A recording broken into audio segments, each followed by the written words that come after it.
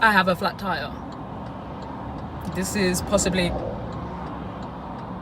scariest part of driving. Like, I actually don't mind being on the motorway, but stopping on the motorway, my flat tire is actually so bad as well. Like, people were beeping at me. Someone got their phone on their notes in like big letters and was like, flat tire. And then it got to the point where I could hear my tire, so then that's when I got worried. And then I tried to pull on the hard shoulder, but there was no hard shoulder, and I almost had a panic attack.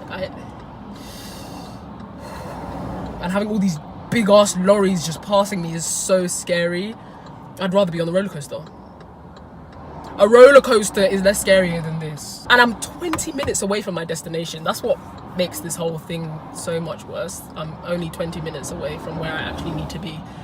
And I couldn't even make it there. I'm on my way to Stoke-on-Trent right now to stay at a friend's house, and then we're gonna go and travel to Snowdonia, which is in Wales. I think we're gonna do a bit of hiking and sightseeing, and then we're gonna go to the house that we got on Airbnb.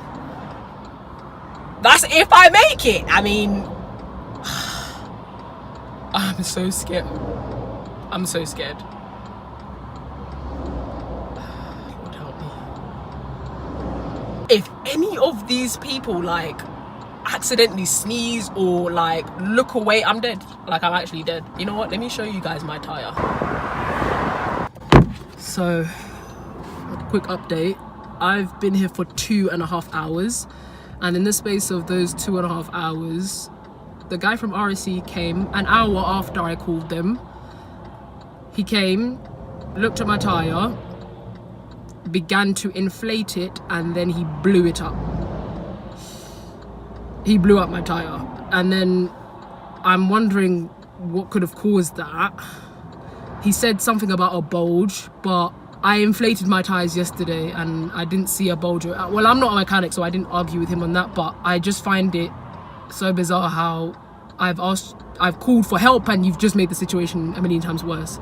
So now I've got to fork out £150 for a mobile repair whatever person to come and get me a new tire and fix it, only to then have to continue on my journey, which I should have been finished with 2.5 hours ago. Welcome to Stoke, everyone. Finally, some hope. So the guy, the 24... I didn't even know that you can get a 24-hour service to come and fix your tyres. Still a bit expensive, but I mean, this guy has already helped me in the 10 seconds that he's been here than the other guy who came and blew up my tyre. So I'm just kind of looking up, to be honest. I'm so cold, I'm shivering. I have a blanket, but I'm just so out of it.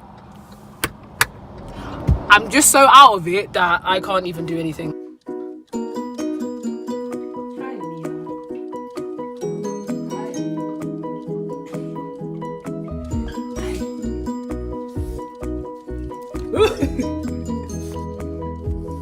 Nice to meet you, I'm Sydney.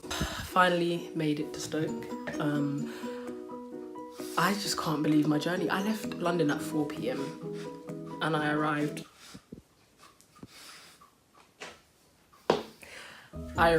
at 11 after waiting 2.5 hours for me to only have the idea of just to call a 24-hour repair guy to come and fix my tyre within half an hour.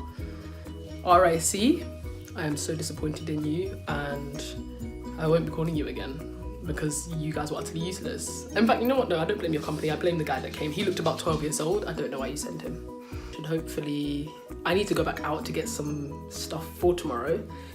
But I mean, I don't know if I'm gonna sleep at all. Really, it's been a heck of a day, and that journey. Although, how cool is my friend's house, guys? Look at that.